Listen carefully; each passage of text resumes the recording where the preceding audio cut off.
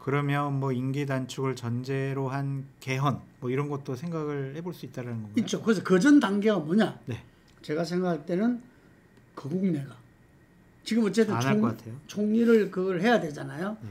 지금 어느 정도가 우리 상생과 통일 포럼 공동 대표이신 조영 국회 부의장님 안 할 것 같아요. 그나마 그 야당의 협조해서 국회에 통과할 수 있는 유일한 분 아닌가 싶은데 그분도 지금 분위기는 안 할 거라 이야기하잖아요. 임명 안 하겠죠. 근데 나는 거기에서 더 나아갈 수 있다고 봅니다. 왜냐하면 본인이 죽으니까.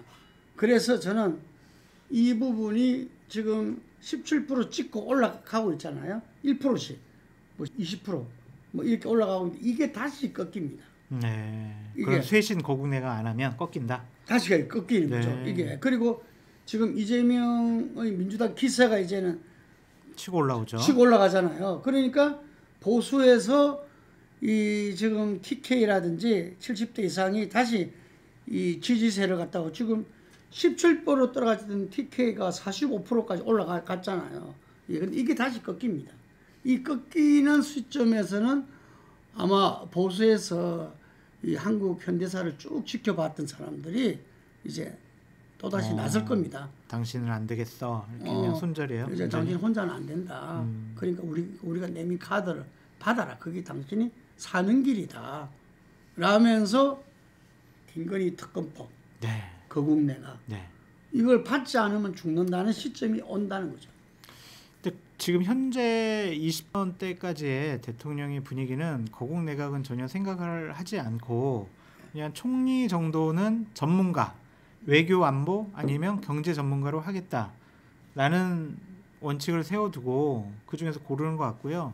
나머지 대통령 비서실이라든지 장관 내각 등은 그냥 자기에게 충성할 사람들을 위주로 선택을 하고 있다라고 보여집니다. 그래서 쇄신 내각이라고 보기에는 어려울 것 같아요. 자, 총리는 이제 그런 정도로 총리를 하면은 민주당에서 안 받습니다.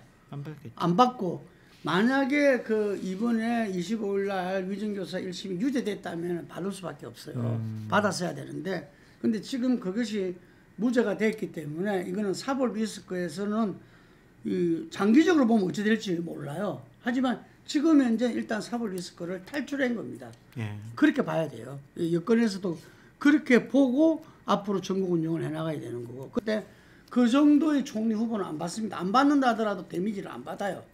예. 왜냐하면 김건희 특검과 거국내가 이제 그래야만이 대한민국 경제라든지 외교라든지 제대로 간다라는 부분들이 이번에도 사도광산 그 부분에서도 하는 거 보니까 이게 뭐야? 보수에서도 지금 이게 뭐야? 일본에 완전히 굴종에 이거만 한 거네? 그렇죠. 드러난 거죠. 그래서 제가 볼 때는 시간의 문제다. 윤석열이가 제 아무리 뭐 검찰총장도 문재인 대통령이 만들어준 거잖아요. 이게. 그럼요. 문재인 대통령 그 업보에서 자유롭지 못합니다. 그렇죠. 이게. 그러니까 윤석열 대통령이 아마 뭐 검찰의 보스라 치더라도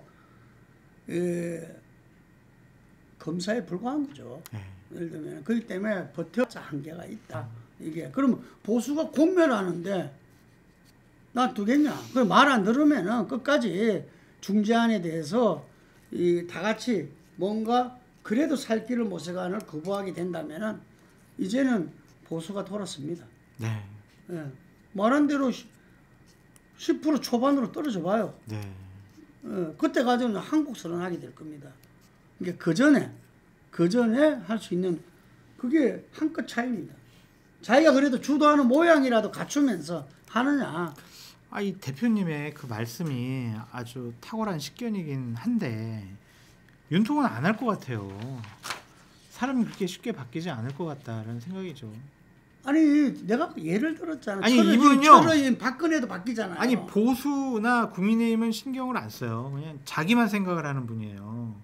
그래서 그래도 박근혜는 자기 지지율 떨어지니까 여러 가지 생각하면서 친박들 불러가지고 그러면 내가 뭐 하야를 할까 뭐 이런 상의도 했다고 하는데 이분은 전혀 그럴 생각이 없는 것 같아요. 오히려 더 옹고집을 부리지 않을까. 내가 여기서 밀리면 진짜 죽는다라고 생각을 하는 것 같아가지고 정치의 무서움을 이분은 모르는 분 같아요. 민심이 얼마나 무섭고 정치가 얼마나 잔인한 건지 모른다. 그렇기 때문에 자기가 검사 시절에 해왔던 그 리더십 방식으로 국정을 운영을 계속할 것 같다. 그런 생각이 저는 들어요. 그때쯤 되면은 정말 그때까지 거부하고 있다면은 네. 누가 나타나냐 꽁 잡는 매라고 홍준표 시장이 나설 것 같아요. 홍 시장이요? 예, 본인도 검사 출신이잖아요. 본인도 검사 출신이다. 그랬잖아요. 민주당하고 협조해라고. 그것도 방법이다. 이야기했잖아요. 홍준표 시장이 제가 이제 정치판에 들어와서부터 쭉 이렇게 아는 분인데 충분히 그럴 가능성이 저는 있다고. 네. 이게 이거 아니다. 라고 엄중하게 아마 이 목에 될 겁니다. 오늘은 저 대표님하고 제가 좀 의견이 많이 갈린 것 같아요. 홍준표 시장이 과연 그럴까라는 생각도 있고 홍준표 시장이 그렇게 하더라도 상황 변화라든지 국민의힘에서의 영향력은 제한적일 것이다. 좀 그런 생각이 듭니다. 아니 그때는 제가 이야기했잖아요. 보수 전체가 나선다. 전체가. 보수 전체가 나서기 때문에 본인이 그걸 갖다가 막아낼 수 없고 그게 맞죠. 제가 늘 이야기하잖아요. 검찰공화국은 검찰로 망한다. 맞네요. 검찰이 가만 안 있어요. 네. 검찰이 왜 윤석열 때문에 똥바가지를 다 뒤집었습니까? 네. 안 써죠. 이게 거기서 지금 이제 탄핵이란 게 직무상 어떤 문제가 있을 때 대통령 권한을 남용했다든지 직무상 문제가 있으면 탄핵 사유가 되잖아요. 네. 그 부분을 누가 제공하느냐? 검찰이 검찰이 경찰, 제공한다는 뭐 거죠. 이런 데 이게 그러니까 그걸 갖다가 당해봐야 아느냐? 이게 아니면 그걸 조금 직전이라도 한다면은 그런 제안을 받을 수밖에 없다. 네. 전 그래 보고 네. 과연 그것이 나라를 위해서 어느 것이 현명한 것인가? 그래서 지지도가 꺾일 때쯤 되면 민주당이 거국 내각을 들고 놓을 겁니다. 네. 지금은 이야기 안 하죠. 협조할까요? 네. 네. 아니 망해가는 정권에 내각의 일원으로서 몸을 담그는 그리고 것이 거국 내각이 그냥 거국 내각이 아니라 거국 내각은 제1의 그 목표가 뭐냐면은 임기 단축입니다. 임기 개헌. 그렇죠. 임기 단축 개헌을 해라 하는 그런 거국 내각인 거죠. 이게. 하여튼 어떻게든 저 윤석열 대통령이 저 자리에 오래 있으면은 안 될 것 같다는 생각을 하는 분들이 많이 늘어난 거는 같아요. 저는 전혀 그렇게 생각하지 않습니다. 네. 저는 임기를 맞추셔야 된다고 생각하는 사람. 그 지난 주말에도 제가 기업인들 그리고 그 정권사 계통분들을 만났는데 경제를 다들 걱정하면서 하는 말이 도대체 경제에 대해서는 할 일이 없다. 없죠. 라는 이야기를 하고 있습니다. 아니 제일 웃긴 게 재정 건전성 강조하다가 갑자기 내년 1월에 추경할 수 있어라고 얘기하는 게 과연 맞는 거냐?